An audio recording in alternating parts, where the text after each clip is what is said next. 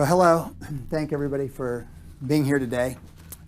I want to talk to all of you are professionals, and I want to, this is not a normal rah-rah speech about, being creative with your lives or anything. There's a lot of evidence, empirically proven, that show the health benefits of finding some kind of creative avenue or venture. What happens when you participate in something artistic, and that could be poetry writing, it could be archery, it could be anything, it could be martial arts, that the chemicals that are produced from the positive emotions of said activities actually lower other chemicals in your bodies that trigger diabetes, strokes, heart disease, depression, cancer. There's even evidence of cancer remission in some from taking a painting class. So the evidence is out there. I don't want to pretend that I'm a doctor and talk about all that stuff too, but there's a ton of it available. And so with your professional lives and everything, I realize there's not a lot of time. Some of us find it, you have young kids. I have 2 daughters that are now grown through college and everything, so I know the trip. I also know the trip of being young and being a starting professional and how many hours it takes to do that. And so I wrote this book called Faces Are Three of Virtuosity, which is how to find and develop your inner creative genius. And it's based on a conceptual thing that is mine, on a 3-pronged approach. And I'll explain more in detail as it goes, but it's clearly described in the book. And it's if you decide to do something creative, there's a way that you can succeed at it more quickly, which means less time, okay? Which means money, which means more time with your family, it's more time for your business or whatever. And it's an idea that's based on sort of a recycling thing where the 3 corners are in touch with each other. So I will get into that. And Jerry has experienced this for 7 years as one of my martial arts clients, but I will get to that in a little bit. At any rate, life begins when you want it to. And for me, for you, it should be now, okay? You can have a second Genesis, third, fourth, fifth, as long as you want.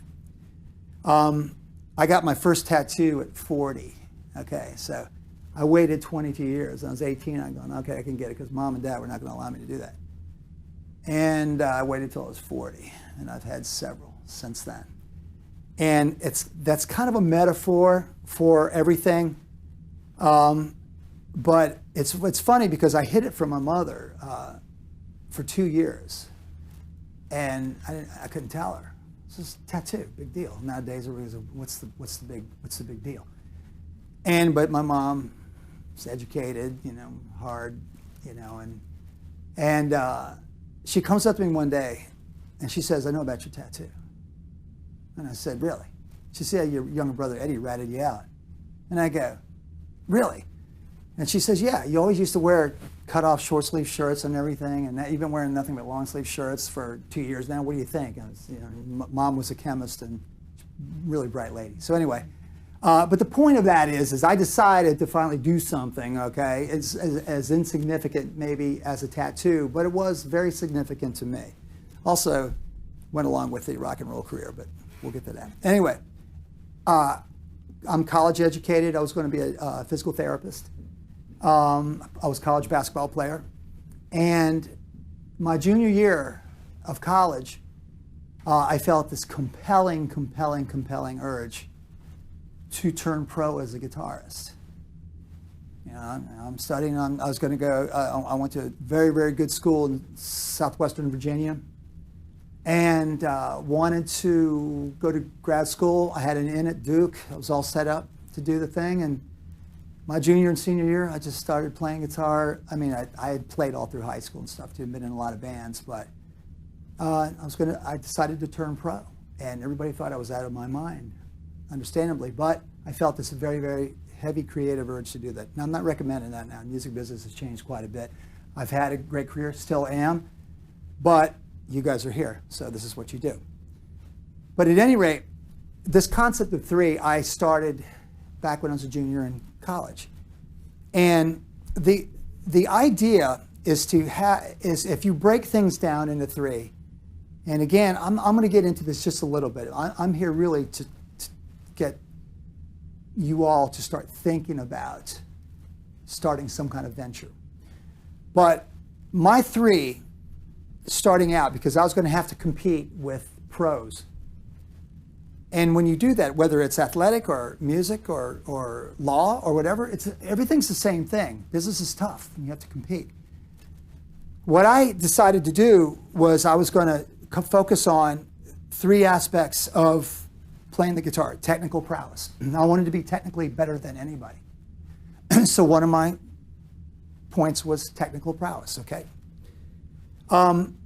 Another avenue that was compositional ability. I wanted to think about, okay, I need to write, because if you're truly going to make it anywhere, you have to be original.